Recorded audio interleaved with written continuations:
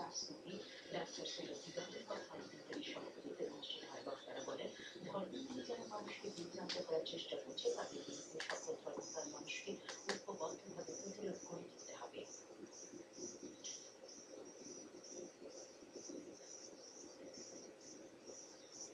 কুষ্টিয়ার কুমুরখালীতে ৩ দিনব্যাপী কৃষি ও প্রযুক্তি মেলার উদ্বোধন করা হয়েছে। মুজিবনগর সমন্বিত কৃষি উন্নয়ন প্রকল্পের আওতায় কুমারখালী উপজেলার পরিষদ চত্বরে এই মেলা উদ্বোধন করা হয়। কুমারখালী উপজেলা কৃষি সম্প্রসারণ অধিদপ্তরের আয়োজনে এই মেলায় প্রায় ২৫টি স্টল রয়েছে।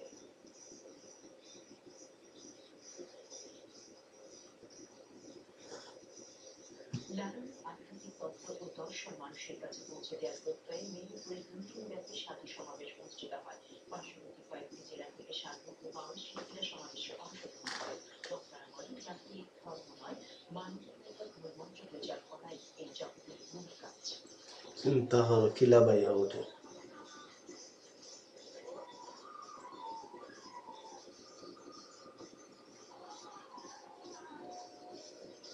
চিন্তা হলো রাতে রাতে কেন সোনালী ব্যাংক লিমিটেড চট্টগ্রামের উদ্যোগে ২০১৩ সালের শিক্ষা বৃত্তি প্রদান অনুষ্ঠান আজ আগ্রাবাদ জোনাল ম্যানেজার কার্যালয়ে অনুষ্ঠিত হয়। সোনালী ব্যাংক চট্টগ্রামের ভারপ্রাপ্ত ডিজিএম আজাদ কামালের সভাপতিত্বে অনুষ্ঠানে ব্যাংকের ডিজিএম বক্তব্য রাখেন। বক্তারা বলেন, সোনালী ব্যাংক ব্যবসা বাণিজ্যের পাশাপাশি সামাজিক দায়বদ্ধতা হিসেবে শিক্ষা বৃত্তি সহ সমাজের বিভিন্ন উন্নয়ন কর্মকাণ্ডে অবদান রেখে আসছে।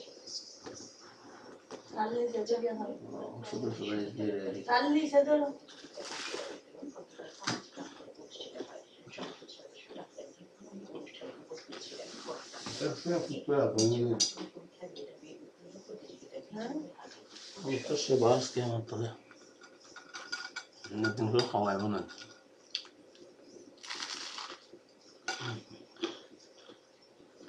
প্রেসিডেন্ট সদস্য অ্যাডভোকেট সারা খাতুন বলেছেন, বর্তমান সরকার শিক্ষাকে সর্বাধিক গুরুত্ব দিয়ে শিক্ষা বিস্তারের নানা কর্মসূচি বাস্তবায়ন করে যাচ্ছে। তিনি গতকাল উত্তরখালী ইউনিয়ন হাই স্কুলের বার্ষিক ক্রীড়া প্রতিযোগিতার পুরস্কার বিতরণী অনুষ্ঠানে কথা বলেন। স্কুলের সভাপতি আব্দুল বাসিতের সভাপতিত্বে অনুষ্ঠানে আগ্রহ নেতৃবৃন্দের সময় উপস্থিত ছিলেন। অ্যাডভোকেট সারা খাতুন স্কুলে নবনির্মিত কম্পিউটার ল্যাবের উদ্বোধন করেন।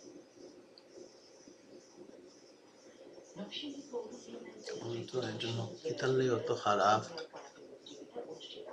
বাংলাদেশ কারাতে ফেডারেশনের সাধারণ সম্পাদক শেখ আলী আহসান বাদশা প্রতিযোগিতার উদ্বোধন করেন। ১৫টি ইভেন্টে ২৩৫ জন শিক্ষার্থী কারাতে প্রতিযোগিতায় অংশগ্রহণ করেন। খেলা পরিচালনা করেন নরসিংদী জেলা কারাতে অ্যাসোসিয়েশন।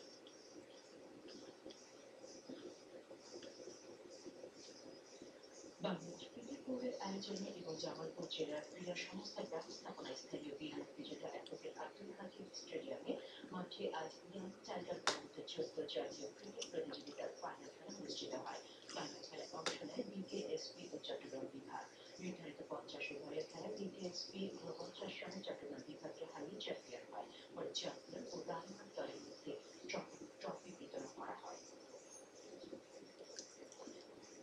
লালমনিরহাট ১৫ বিজিবি ব্যাটালিয়নের ব্যবস্থাপনায় রংপুর সেক্টর ৮ ব্যাটালিয়ন কুস্তি প্রতিযোগিতার ফাইনাল খেলা লালমনিরহাট ব্যাটালিয়ন গ্রাউন্ডে অনুষ্ঠিত হয়েছে। প্রতিযোগিতায় লালমনিরহাট ১৫ বিজিবি ব্যাটালিয়ন দল ৬টি স্বর্ণসহ মোট ১৩টি পদক নিয়ে চ্যাম্পিয়ন হয়। অপরদিকে রংপুর ৭ বিজিবি ব্যাটালিয়ন দল ১টি স্বর্ণসহ ৫টি পদক পেয়ে তারাশ পায়। পরে বিজয়ীদের মাঝে পুরস্কার বিতরণ করেন বিজিবি ব্যাটালিয়নের অধিনায়ক লেফটেন্যান্ট মোহাম্মদ শফিউল আলম খান।